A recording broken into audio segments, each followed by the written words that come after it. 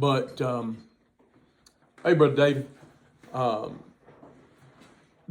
want to start out and make sure we understand, and please, we're going to talk about some things that on the surface is going to be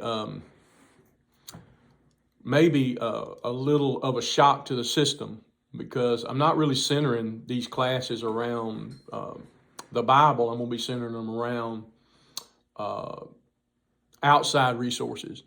And for the first several of these, we're going to be using a lot of the stuff that is in Robert Greene's book, Power. Just for you folks out there in Facebook land, you can't see it's backwards, read it upside down, all that good stuff. But so leadership is not about, this class is not about, I don't want it to be about ministry. I want it to be about how you lead people, because leadership should be something every Christian and every person should have an interest in developing, because we don't just use it in church, and we don't just use it in trying to win the lost. We also use it at home. We use it with our kids. We use it at the workplace a lot of times. And so we're going to talk about and tie it into, doing something for God. But at the basic level of all of this is really more about how do we become better at influencing others. There's a book been around for many years, and many of us probably have read it on how to influence people. And there's all kind of authors that write those kinds of books. And so for me, what I'd hope to get out of this, for at least for the next few second and third Sunday mornings, is I'm going to try to give you stuff you can write down and use in a lot of different ways. I hope that we use them in winning the loss. That would be fantastic. But feel free to apply these in a lot of different ways. So the first thing we're going to talk about is going to be power. And power is, in many cases, a negative term to people, especially when you start talking about preachers and you start talking about churches, and you start talking about authority. Power can be a negative term. And a lot of it's because most of the time, whenever you view it in a negative way, it's because you've experienced somebody who wielded power in a negative manner. And there are people who will do that. And I wish that wasn't the case, but it is the case. So what we want to do is make sure that if we're going to talk about power and we're going to put it into place, we need to understand why it's important. If you don't understand how to attain power and how to use it effectively, you will do way more harm than good in your relationships. If you think back to Jim Jones, a lot of power.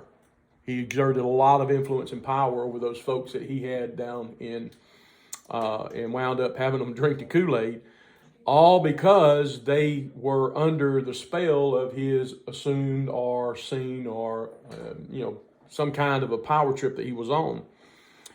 That's probably not what we want to do. I'm not here to tell everybody we need to learn how to drink the Kool-Aid. But I am here to say that power is something that you need. You need to understand that we're powerful, not just with God's help, but if you are trying to better yourself and better those around you, that's powerful. And we got Sunday school teachers here. We got, sound guys here. We got, saints that can come. I hope that we get some community folks that would come and show up occasionally, because this is good for anybody. It's good for whoever. And power is something that we all need to understand, and we need to know how to use it. And we need to know how to use it well. And so in saying that, this book particularly that Robert Greene has put together gives, I want to say 18, 19, 40, 50, 100, whatever, how many number. He calls them laws of power. Now, we're not going to go over all of them, because I don't know if all of them are beneficial. I think some of them are very, very much part of what we do every day anyway.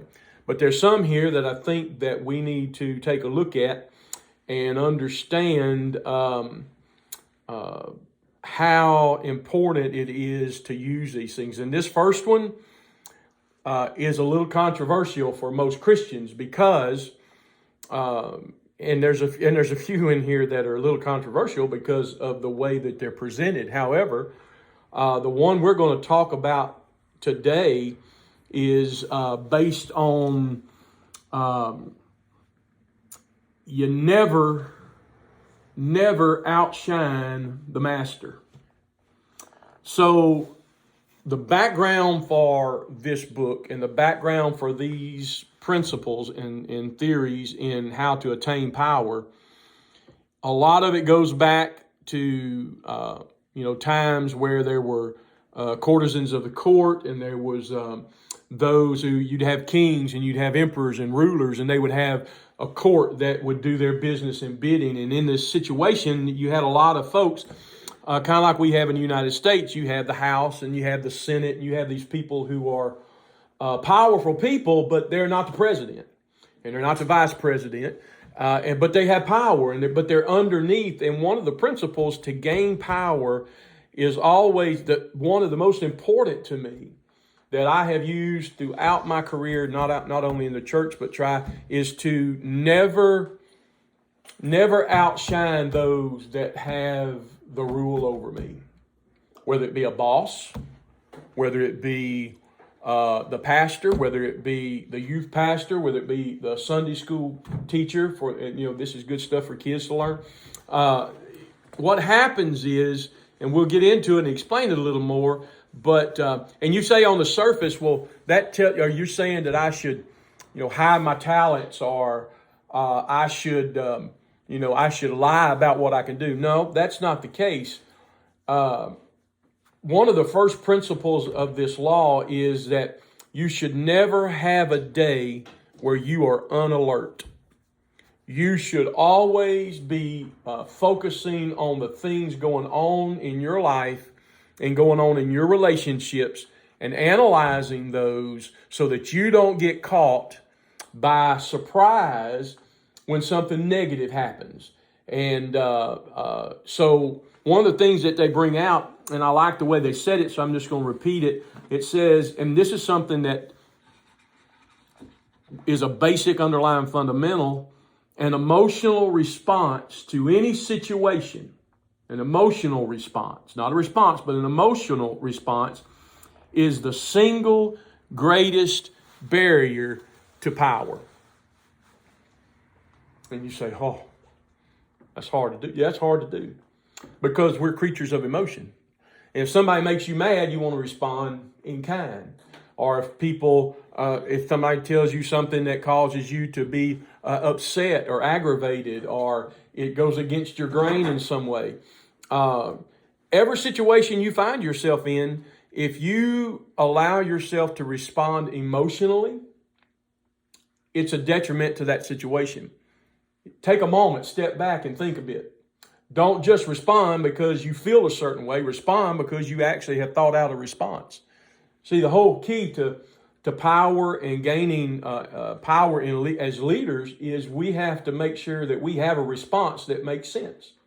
And you say, that's hard. It is hard to do. However, in everything we do, in dealing with the public and dealing with our family and dealing with our friends and dealing with our coworkers, if we just respond to what they present to us, we're only responding to their stimuli. We're not correcting anything. We're not changing anything. We're just responding. But if we take a step and we go, you know what?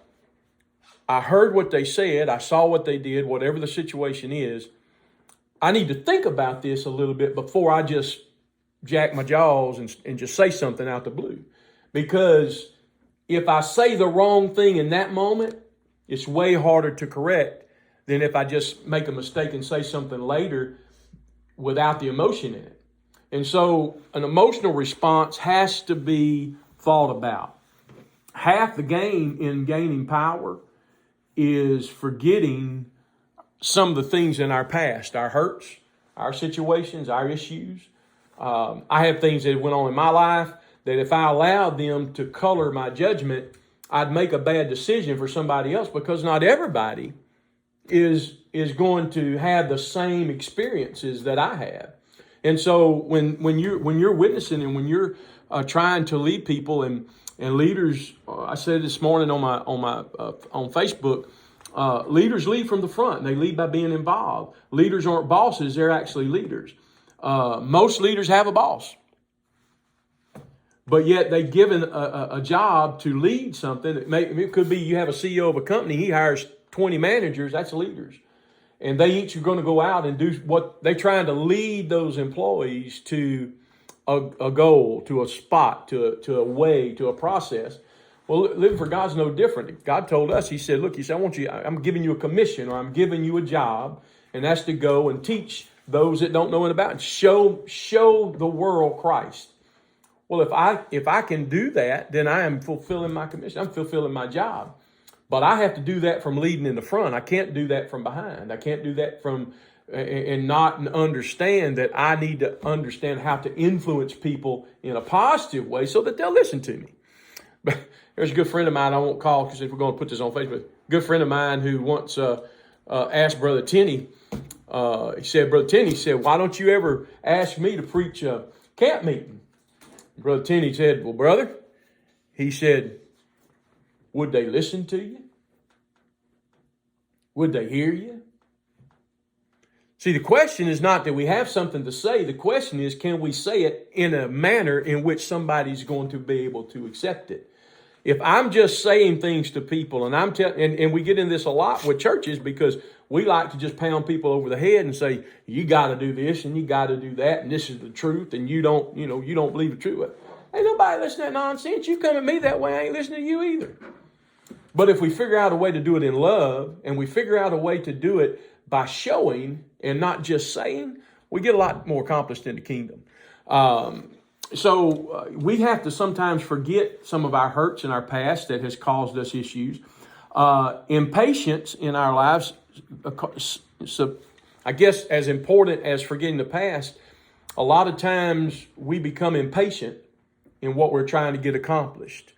But impatience makes you look weak. If you are impatient, when you show impatience to somebody, it makes you look weak, because if I really believe what I'm telling you, then I don't have to be impatient. And think of it this way. Let's say, and because we're going to, we'll keep it we'll do this one a little church oriented here. If you come and you request prayer for whatever it is you're going to pray for, you go to God and you say, I need you to help me do this or this other, whatever it is. And then the next day, you get real impatient because God hadn't done it yet. And you go to God and you say, you know what? You need to hurry up now and get this thing done. Do you really think that's helping? Because God has His own time. The Bible tells me that He is not a liar and that He will heal and He will take care of us. If you knock, the door will open. But there's nothing in that Bible that talks about a timeline. And the Bible tells us and teaches us clearly that our ways is not God's ways. And our time's not God's time. God doesn't have a clock. He don't wear a Rolex. He don't have a clock by his by his lazy boy while he's sitting there, eating manna for breakfast. He doesn't have a clock. He doesn't care what time it is, but He does care about answering our prayer. And it's the same when we deal with people. If you get impatient with people, you're gonna find it a hard thing to get them to listen or follow you to do anything. It's mostly because when you get impatient, it shows. And when you get impatient with people, it causes them to feel inadequate. And how are we going to win anybody if we cause them to feel inadequate? How are we going to win anybody? How can you? Now, I understand there's times in which if you're trying to teach someone something, there's lessons involved. I get that. But the leader should never show impatience. Never outshine the master. And you say, well, that doesn't seem to make sense to me because, man, I work for this boss of mine. Man, I thought he was a knucklehead. I thought he didn't know what he was doing, blah, blah, blah, blah, blah. And I could do it so much better. So I just showed him I could do it better. That was a mistake.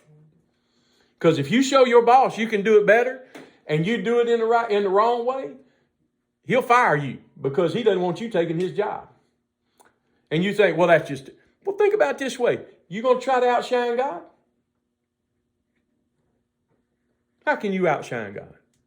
You can't. No matter how good you are, no matter how spiritual you are, no matter how much you pray, no matter how much you fast, no matter how much you witness, no matter how much you go to church, you will never outshine God. That's a biblical principle. You can't be better than God. And so when we start to think about that and we put that in our own lives, I have to make sure that I'm not showing my superiority in a manner that's going to negatively influence or cause somebody to look at me and, well, look at this show off. You see,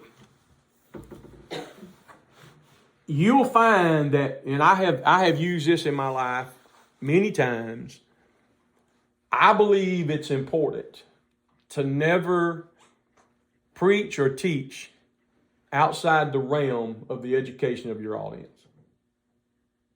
If I'm preaching in prison, I'm going to preach a different subject. I'm going to preach something different than I would if I was preaching to a camp meeting. I got a whole different crowd. I got a whole different kind of a situation. If I'm in a home Bible study sitting in somebody's living room, I'm not going to be teaching them things that they don't know, that they've never heard of. I'm going to teach them basic things. The Bible talks about, we start with the sincere milk of the word. I'm not saying we don't have to eat some steak eventually, but I am saying know your audience. And so when you're at the job place and you know your boss has an ego, you know it. It's obvious. Don't smash his ego. Let him feel comfortably superior. That's not saying that you don't know what you know and that you can't do what you do. But when you go and you do a job and you do something in the kingdom, make sure that nobody's going to look at that and think that you're trying to be something above and beyond someone else. The old saying is, there's no big I's and little U's. And that's really what this is saying. When it says don't outshine the master, what it's saying is, this is a team. This is a team sport. And power comes from understanding your position. Not everybody on the football team's a quarterback. You got defensive ends and tight ends and running backs and you got the center and you got the kicker and you got all these. If you're going to win the game, then you got to work together in a way that you don't make the other team member feel like you're superior to them in some way.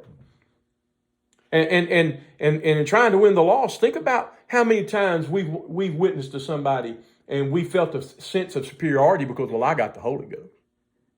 I've had the Holy Ghost for 40 years. Well, if you let that sinner that's out in the world, that's looking for answers, that's trying to find God, that's looking for direction, and they sense that about you, that you feel like, well, I'm better than you. I've been living God for 40 years. I'm better than you. You ain't never winning them folks because they can see that. They feel that. It's important for us to understand that we have to be careful in the way we appear to others. And that's for when somebody comes and visits New Life, or somebody comes to a job, a new employee at a job. You have to it's a reason we have hostess that greet them at the door. Hey, how you doing? Want a big smile. It's so good to see you. Why? We want them to feel like we want them to understand we are privileged for them to come to see us, not their privilege to come see us. It's our privilege. It's our honor to be able to work in the kingdom. I know this is not a popular thing in the workplace today, but let's really get real about it. It's not a right for you to have a job. Sister Tracy got a job down there working with them dogs and the vets. It's not her right to get that. It's a privilege for her to work. In fact, the state of Texas calls it's a free will to work, which means not only is it your free will to come work for me, it's also my free will to fire you if I don't like you. And I don't have to have a reason. I can just fire you because Brother David got a blue shirt on. Brother David, you fired today. I don't like blue. Don't come back. I hate blue. I told you to wear purple, but you didn't. You're gone. And he can't even go to the courts and say he fired me for no. In Texas, And there's a lot of states like that. Well, then for God's the same way. This is not something we deserve. You and I don't deserve to be able to feel his love and his grace and his presence. We hadn't done nothing to deserve that. But he does that for us anyway. And what has God done? He has allowed us to be a part of a process where he's trying to tell us, now, understand, here's some things you need to do, but also understand that I love you and that I'm going to help you. He's never going to outshine and make us feel like we're inferior. Now, a preacher might. I hope your preacher doesn't do that. A boss might. A family member might. A friend might. But God will never make you feel like you don't deserve him. That's powerful. And that's the same thing we're talking about here. We have to somehow figure out how do we make those in our circle of influence comfortable around us so that they don't feel like we're holding something over their head. And that doesn't matter whether it's church or your job or your family. I mean, I know, hey, I got family. I got crazy family. Everybody got crazy family. Ain't nobody got family that's perfect. And so if you're around your family at, say, a family reunion, you got opinions of those folks just like they got opinions of you. And so you have to understand that our opinions, when we look at those around us, we have to be very careful because we don't know everything going on in their lives. And we don't know what their past is in most cases. And it's up to us to make them feel the love of Christ and make them feel like, you know what? That church loves us. When somebody comes to New Life Tabernacle, we want them to feel like the church accepts us and loves us no matter my background. Amen. No matter where I come from, what my last name is, none of that. And you say, what about change occurs over time? Real change occurs with effort. Real change occurs when somebody feels like change is necessary. Well, how can you get somebody to feel like change is necessary if you don't love them first and you don't let them feel like, we belong or we feel like we're a part or we feel like we're doing something good? That's the reason every time you see somebody doing something in the church, y'all say, man, good job. Poor Brother Pike, he gets a thing of squealing and a humming or something on a Sunday morning. I'm probably going to go back. Hey, bro, I don't know what it was, but we get it next time. Good job. Thank you for running the sound. We can't change it. So, there's things that happen in our lives we can't change. Why let them affect how I'm going to talk and speak and act and interact with other people? We have to somehow make those around us feel comfortable. There's a couple of ways to do that. There's a couple of ways that you can find yourselves at odds with this. And one is you can outshine others by simply being yourself. There's some folks that are just smart, right? They're just smart people, right? There's some folks that are handsome, and there's folks that are good looking. There's folks that are very successful in life. They've made a lot of money. If you're not careful and you don't look at yourself in the mirror on a regular basis, you can offend somebody without knowing it just by being yourself. And you say, I thought we spoke. Yeah, be yourself, but be aware of yourself. Don't just, it's kind of like if you were in a room full of mechanics and you were a florist and you were a great florist, you were world class, but you was in a room full of mechanics and you got to talking about how your latest floral arrangement made it to the White House or whatever. You've lost that crowd because you were just being yourself. You were who you were. But they looking at you go, I guess he thinks he's saying to the White House. Well, I hadn't fixed the president's car. Now, if you were the florist and you had observed your audience, you would have known, you know what? I probably might ought to figure out something else to talk about than me and my florist at the White House. Just by being yourself, you'd have got in trouble. But by understanding yourself, you might would have found a different way.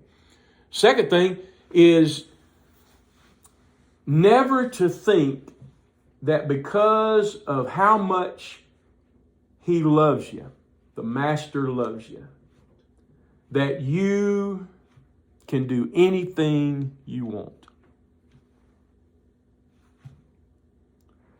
Never think because your boss loves you,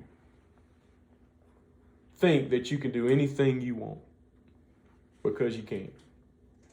Because as much as you might want to sleep in that morning, you better get your hide to work, because you have a responsibility. And it doesn't matter how good of an employee that you think that your boss thinks of you, you cannot lean on that, because that is an unsure foundation. If you don't believe it, think about living for God.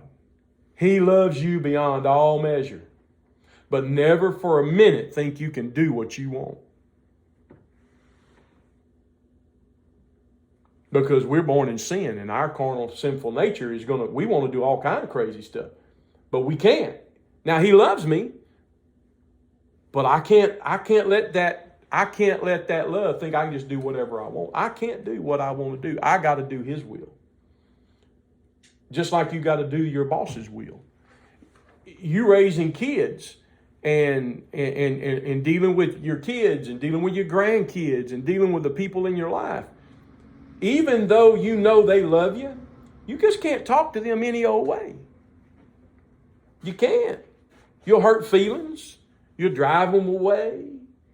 If we don't understand how to deal with people and how to talk to people and how to make them feel comfortable when we do, we'll never be able to guide them to anything different that we may see with clear understanding. They need to do something different, whatever it is. They need to stop whatever. You know, they jumping off a bridge every week, breaking their legs. Well, they probably need to stop jumping off a bridge. But if I don't know how to tell them that and get them to see the wrong in that, they're going to jump off the bridge tomorrow. I know it's funny, but it goes as small as just simply a suggestion to a child. How do we change our Sunday school kids' life? We have to know how to talk to children. If we treat children like adults, they don't understand that. But neither can I treat an adult like a child. It's two different kinds of people. And so they love differently. People love us differently. There's different kinds of respect and all of these things. And I think the important thing is you should never take your position in somebody's life for granted. If you have been granted a place of friendship, or you can't take that for granted. You can't allow the favors to give you an assumption of power that you're going to abuse in some way. If I took it from a pastor's standpoint, somebody comes to church and man, we love you, we appreciate you, they get involved and let's say they build a family life center back behind the church, and just because they love me, just because they love New Life Tabernacle, doesn't mean you can treat them wrong then. And so they call up, and you figure, well, that's all the money they had. They just spent it on this family life center, and well, that's about all they'll ever do. And then all of a sudden, family member dies, and you don't say, I'm sorry, or they come to you and they say, I need some help with this, that, and the other thing. And you go, well, you know what, I wish I had a way to help you, but I don't. No, you move heaven and earth to find a way to help somebody. Why? Because I'm not going to assume that just because they've done something big for me or the church that's all I got to do. I still need to be their friend. I still need to be able to influence them. And I need them to understand that I appreciate, and the church understands and appreciates what they did, and that we don't take that favor for granted. That's the reason we put names on buildings. I was joking with somebody, I think that might be Brother Reed. I was joking, I have no kids, right? So if I left my estate to New Life Tabernacle, I said maybe what they do, they build a little old 10 by 10 storage building back there in the back, cover it with tin. They paint my name on the side in honor of Brother Randy. I mean, but the reason we do those kind of things is to give honor to where honor's due, and not to ever to take away from the favor. And think about how many times God's blessed you. Think about how many times He's healed you. Think about how many times He's given you your heart's desire. If you took Him for granted after that, how do you think it makes Him feel? Be tough, huh? So all of these things go into how to lead people. And they're things that we have to think about in all aspects of our lives if we're going to be successful in reaching people, whether it be reaching them for the church, or getting them to do something on a job place, or getting your family to, come paint your house. I mean, think about how many times that we need something and we need help. Well, what do? We go to someone that we believe would help us. If I believe that I needed, somebody come change my freeze plugs out, well, I go to Brother David. Why? He's got experience changing freeze plugs out. Lots of experience. And you know what? I believe if I went to Brother David and said, you know what, I got a freeze plug leaking. Could you give me a hand, show me what I need to do? He'd say, yes, I'll do that. Why? Well, because I think he likes me. And I have tried to, go watch him do his freeze plugs. And that back and forth is how you build relationships with others. It's how I build relationship with saints. It's how I build relationships with your families. It's how I build relationships with the community. If I hold myself aloft and I don't be, for lack of a better word, a common man, the world will view me as superior. Well, I can't do that. I want to be able to drive through Price and wave at somebody and say, hey, preacher, what you doing? Why? If they look at me, oh, that's that Pentecostal preacher up there on the hill, man. He don't ever wave. You don't ever see him in the community. Lord, you don't. How in the world am I going to win? I can't influence those people. So that's just the first law. Very much, never outshine the master. In other words, don't be superior. If you feel like you're superior, check yourself. Figure out how to appear less so, because you'll be more effective in your life. And all of these things, I don't do a lot of this, but a lot of these things you can do. Let me see, where's my, oh, look, I can point my finger at the camera. There's the camera right there. A lot of these things put to work in relationship building, whether it be husbands, wives, family relationships. All this stuff works. Does it work it just works in a different manner, but the theory works. And that's really what we want to get into. So it's about 7-8 minutes to it. Got about 7-8 minutes over. I hope you enjoyed this whenever it gets on Facebook. And if not, oh well, try us back on the next episode. And if you want to come to some of the classes, call me. Let me know. God bless you.